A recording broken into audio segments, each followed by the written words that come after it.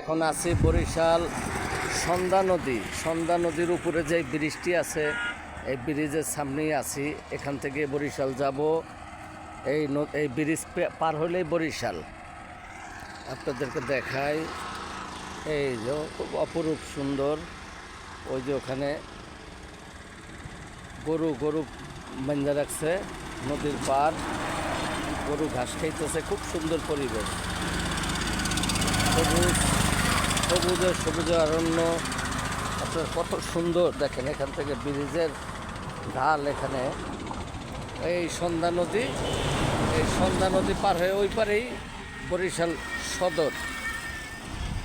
এটাও বরিশালে পড়ছে, এটা উজিরপুর থেকে এখন যাচ্ছি। এই নদী পার হয়ে গেলেই বরিশাল সদর।